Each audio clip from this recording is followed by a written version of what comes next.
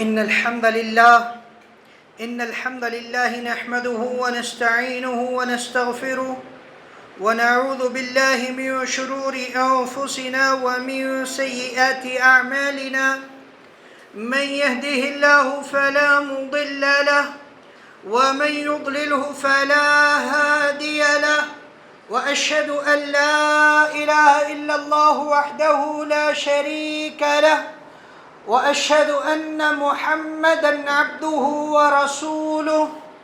أما بعد، فإن خير الحديث كتاب الله، وخير الهدي هدي محمد صلى الله عليه وسلم، وشر الأمور محدثاتها، وكل محدثة بدعة، وكل بدعة ضلالة، وكل ضلالة في النار.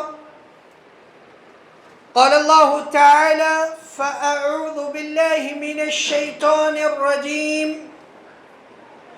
يا أيها الذين آمنوا اتقوا الله حق تقاته ولا تموتن إلا وأنتم مسلمون. وقال النبي صلى الله عليه وسلم: عليكم بسنتي وسنة الخلفاء المهديين الراشدين، تمسكوا بها وعضوا عليها بالنواجذ. محترم و مکرم حاضرین جمعہ، سب سے پہلے تعریف، توصیف، کبریائی، بڑھائی اس اللہ رب العالمین کے لیے جو خالق کائنات ہے، مالک ارض و سما ہے. خود اپنی بابت اپنی کتاب مجید میں اللہ رب العالمین نے ارشاد فرمایا: ان ربکم اللہ الذی خلق السماوات والارض فی 6 ایام. بے شک تمہارا پروردگار وہ اللہ ہے جس نے زمین و آسمان کو صرف 6 دنوں میں پیدا کیا. ثم استوى علی العرش، پھر وہ پروردگار وہ اللہ عرش پر مستوی ہو گیا.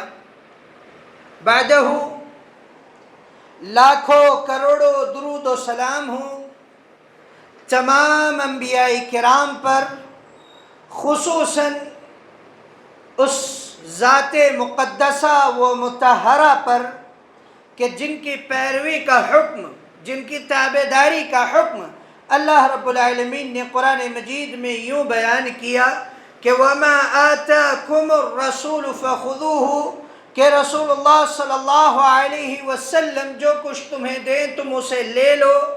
وَمَا نَهَاكُمْ عَنْهُ فَانْتَهُوا، اور رسول اللہ صلی اللہ علیہ وسلم جس چیز سے تمہیں رکنے کو کہیں، منع کر دیں، تم اس چیز سے رک جاؤ.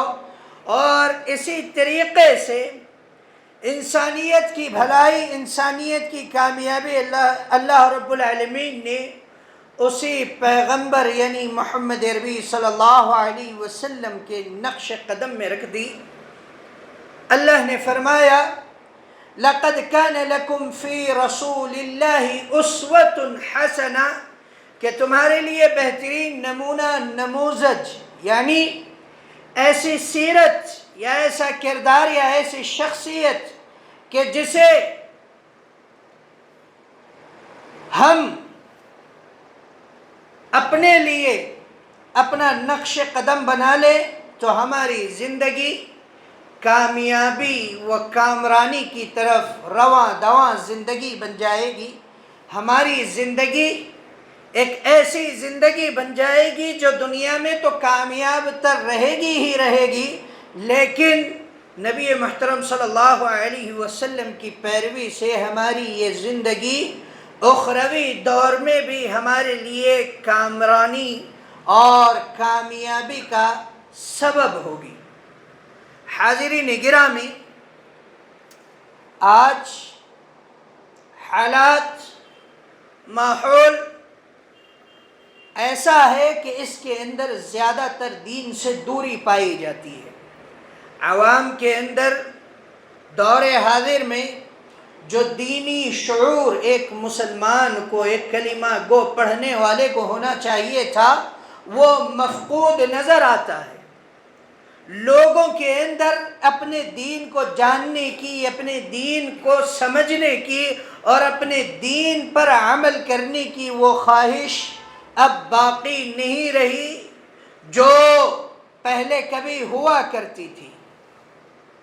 یاد رکھیے، ایک مسلمان اسی وقت کامیاب ہے، ایک مسلمان اسی وقت حقیقی مسلمان ہے جب وہ اپنے دین کے بارے میں علم حاصل کرے، اس پر عمل پیرا ہو۔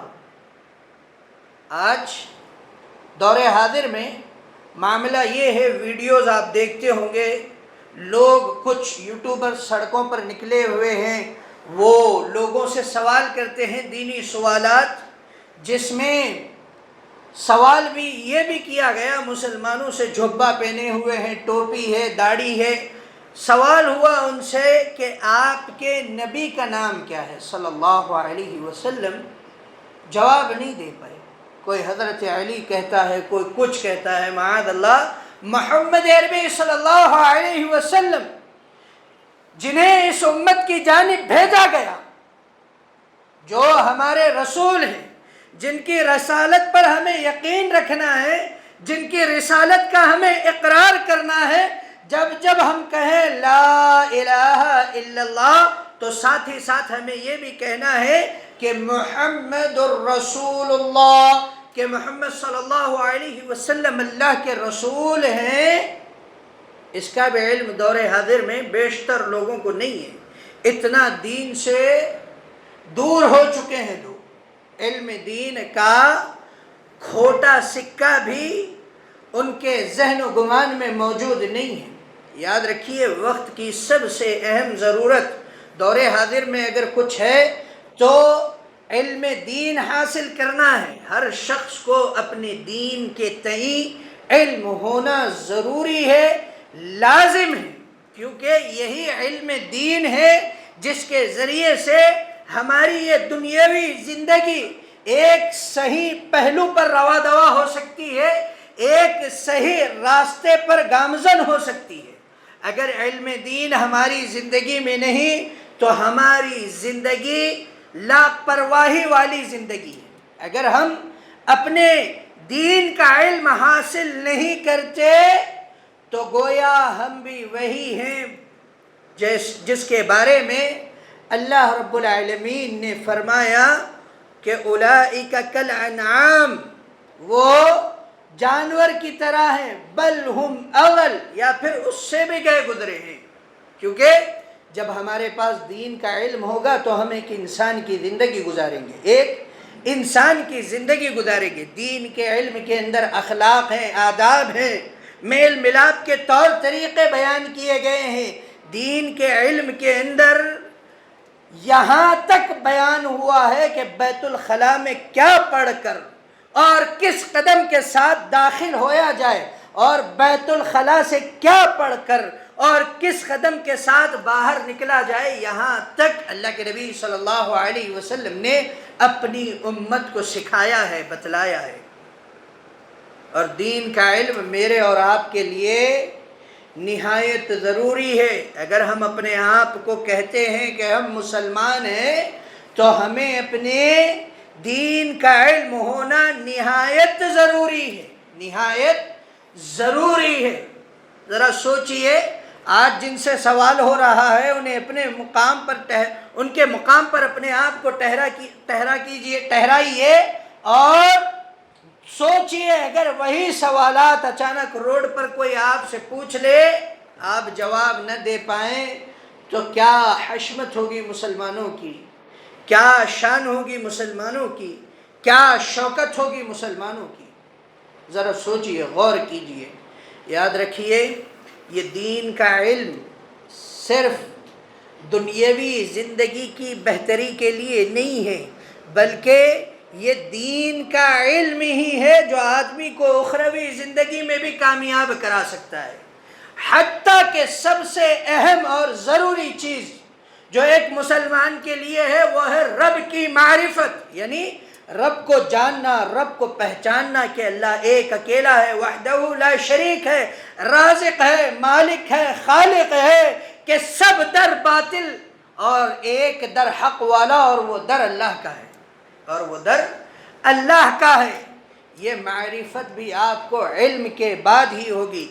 جہاں پر قرآن مجید میں اللہ رب العالمین نے اپنی توحید کو بیان کیا، کہا انہ لا الہ الا اللہ، کہ اللہ کے علاوہ کوئی معبود برحق نہیں ہے، اس سے پہلے اللہ رب العالمین نے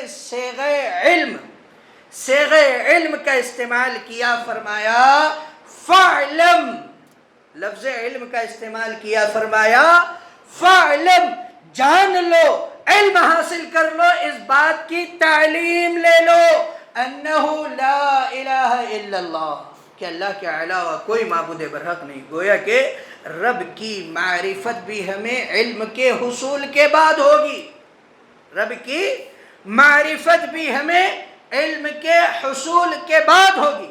آج جو مسلمانوں میں گمراہیاں ہیں، آج جو مسلمانوں میں کفر و شرک کے اڈے کھلے ہوئے ہیں، یہ اس وجہ سے ہے کہ انہیں اپنے رب کی حقیقی معرفت نہیں ہے، اور حقیقی معرفت اس لیے نہیں ہے کہ وہ دین کے علم کے میدان میں اترے ہی نہیں۔ رب کی معرفت ہوتی تو جانتے کہ فلانا اولاد دینے والا نہیں ہے بلکہ دینے والا اللہ ہے، فلانا رزق میں کشادگی کرنے والا نہیں ہے بلکہ کشادگی کرنے والا اللہ ہے۔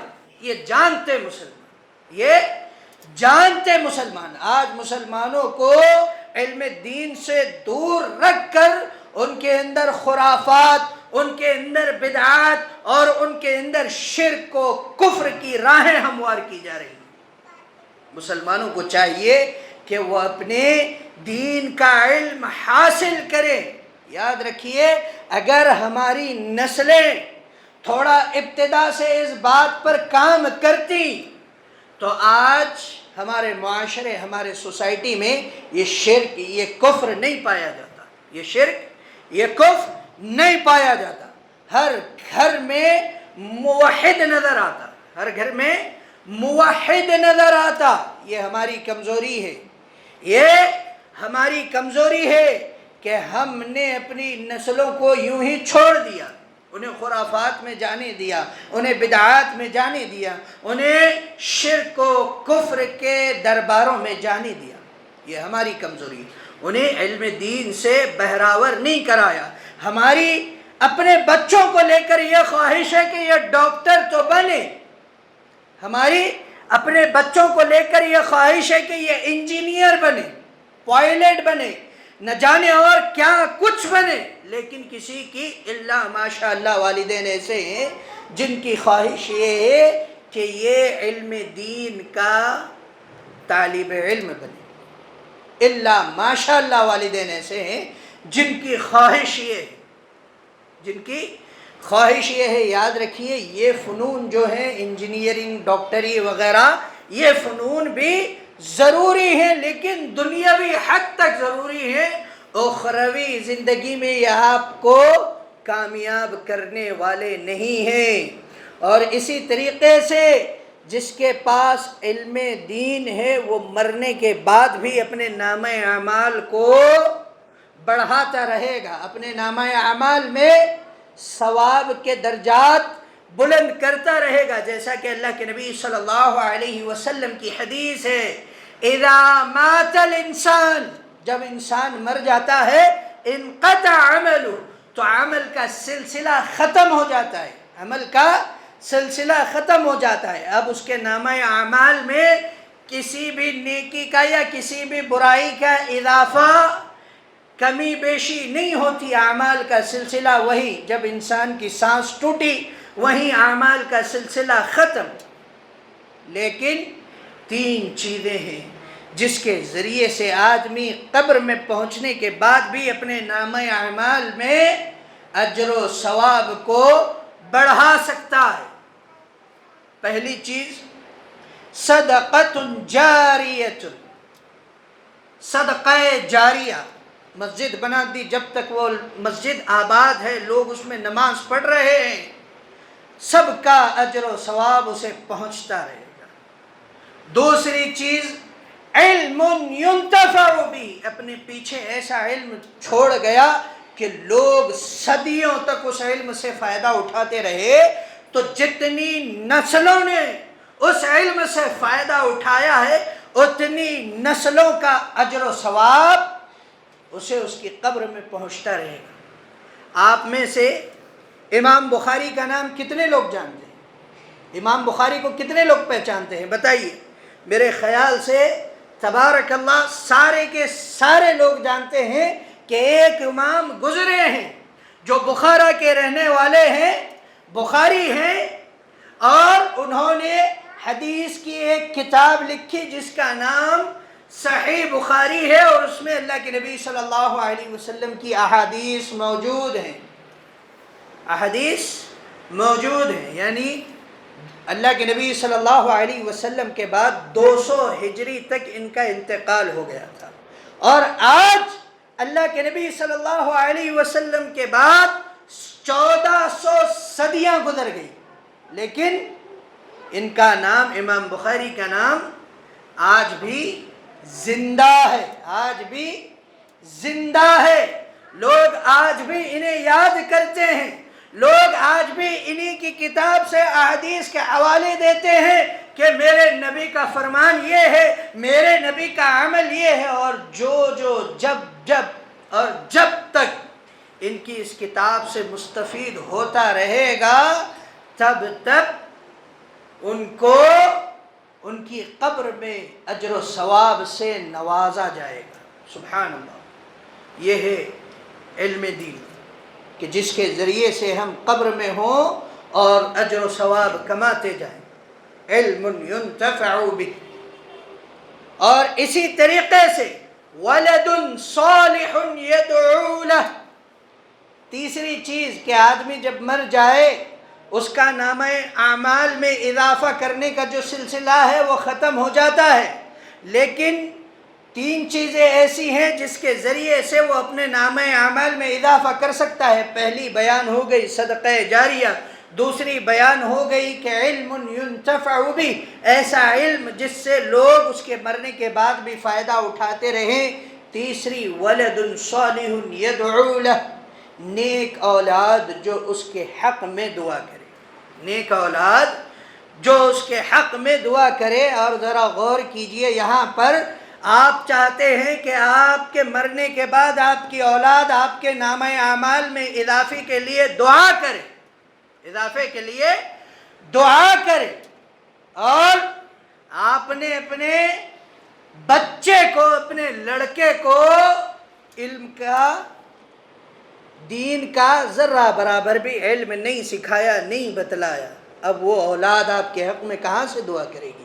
وہ تو ماڈرن اولاد ہے، وہ تو لبرل اولاد ہے، ایسی اولاد جو آپ کو دفنائے گی، پھر 3 دنوں بعد بھول جائے گی اور پھر اپنے کاموں میں مگن ہو جائے گی۔ لیکن وہی جہاں آپ اپنے بچے کو دین کی تعلیم دیں گے، دین کی تعلیم سے بہراور کرائیں گے، جب وہ اپنے لیے دعا کے لیے ہاتھ اٹھائے گا، اسے یاد ہوگا کہ ماں باپ کے لیے بھی دعا کرنی ہے، وہ ہاتھ اٹھاتے ہوئے دعا کرے گا، اگر سجدے میں ہے تو سجدے میں دعا کرے گا، رب ارحمہما کما ربیانی صغیرا، اے اللہ ان دونوں پر، یعنی میرے والدین پر، میرے ماں پر، میرے باپ پر ایسے ہی رحم فرما جیسے انہوں نے بچپن میں میری پرورش کی۔ سبحان اللہ، یہ ہے علم دین کی تاثیر۔ دین کا علم حاصل کرنے کے بعد نسلوں میں یہ عروج آتا ہے، نسلیں اپنے آبا و اجداد کو یاد رکھتی ہیں، نسلیں ان کی حق میں دعائیں کرتی ہیں، اور دین کے علم کے ذریعے سے ہی نسلیں سدھرتی ہیں۔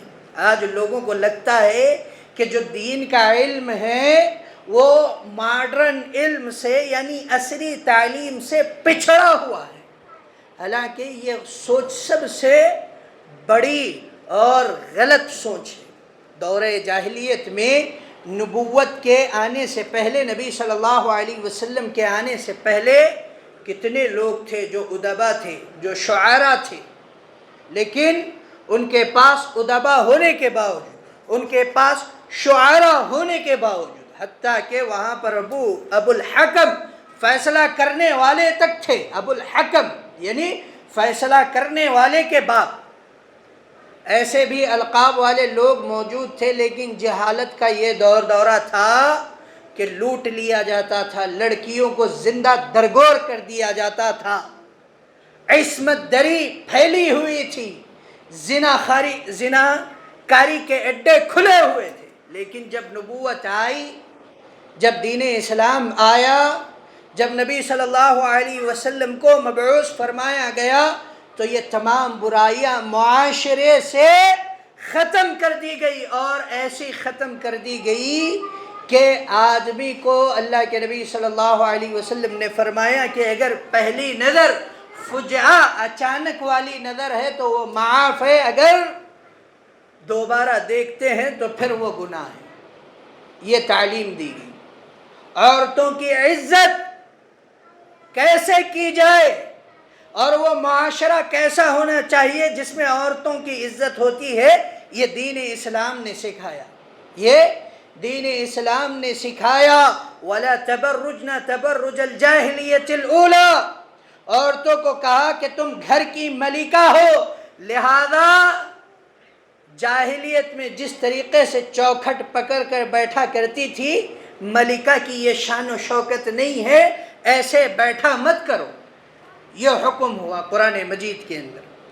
اور آج وہی عورت، وہی ماں، وہی بہن جسے اسلام نے ایک بارتبہ زندگی دی ہے، آج ماڈرن تعلیم نے اسے اسی قدر گراوٹ کے اندر ڈال دیا ہے۔ میرا مقصد یہی ہے کہ میں آپ حضرات کے درمیان اس بات کو رکھوں کہ دین کی تعلیم حاصل کرنا کتنا ضروری ہے۔ اور یاد رکھیے، اللہ کے نبی صلی اللہ علیہ وسلم نے فرمایا، من سلک طریقا یلتمس فیہ علما سہل اللہ لہ طریقا الی الجنہ، کہ جو آدمی اس راستے پر نکل جائے جس میں وہ علم دین کا متلاشی ہو، تو اللہ اس کے لیے جنت کے راستے آسان کر دیتے ہیں۔ اور کیا چاہیے؟ آدمی کا مقصود یہی ہے کہ وہ رب کی جنت کو حاصل کرے۔ تو دین کے علم میں جب وہ سفر کرنے لگ جائے گا، اس کا متلاشی ہو جائے گا، تو اس کے لیے جنت کے راستے آسان ہو جاتے ہیں۔ حتیٰ کہ اللہ کے نبی صلی اللہ علیہ وسلم نے فرمایا کہ ان اللہ کی رحمتیں اس بندے پر نازل ہوتی ہیں، وملائکتہ، اور فرشتے اس بندے کے لیے دعا کرتے ہیں، واہل السماوات والارض، اور آسمان والے، زمین والے اس کے لیے دعا کرتے ہیں، حتی النملۃ فی حجرہا، یہاں تک کہ چونٹی بھی اس شخص کے حق میں دعا کرتی ہے۔ اور اسی طریقے سے حتی الحوت، یہاں تک کہ مچھی بھی اس کے حق میں دعا کرتی ہے جو دین کا علم حاصل کرنے کے لیے نکل کھڑا ہوتا ہے۔ سبحان اللہ! اور کیا چاہیے؟ اور اسی طریقے سے اللہ نے فرمایا، اللہ کے نبی صلی اللہ علیہ وسلم نے فرمایا، من یرد اللہ بہ خیرا، اللہ جس کے ساتھ بھلائی کا ارادہ کرتا ہے، یفقہہ فی الدین، اسے دین کے اندر فقیہ بنا دیتا ہے، دین کا سمجھدار بنا دیتا ہے۔ لہذا جو اللہ کی اس بے لوث رحمت کو لوٹنا چاہتے ہیں، جو چاہتے ہیں کہ اپنے رب کے رضاکار و رضاجو بندے بن جائیں، تو وہ علم دین کی طرف آ جائیں، کیونکہ قرآن کہتا ہے، انما یخشی اللہ من عبادہ العلماء، اللہ سے سب سے زیادہ اگر ڈرنے والے اللہ کے بندوں میں اگر کوئی ہیں تو وہ علماء ہیں، یعنی دین کا علم سیکھے ہوئے لوگ ہیں۔ آخر میں اللہ رب العالمین سے دعا گو ہوں کہ اللہ رب العالمین ہم تمام مسلمانوں کو سننے سے زیادہ عمل کرنے والا بنائے۔ اللہ رب العالمین ہمیں اس جہالت سے نکال کر دینی تعلیم کی راہ پر گامزن کر دے۔ اللہ سے دعا گو ہوں کہ اللہ رب العالمین ہر گھر سے کفر و شرک کو مٹا دے۔ اللہ سے دعا گو ہوں کہ اللہ رب العالمین ہر دل میں توحید کی لو کو جگا دے۔ آمین۔ وآخر دعوانا الحمد للہ رب العالمین۔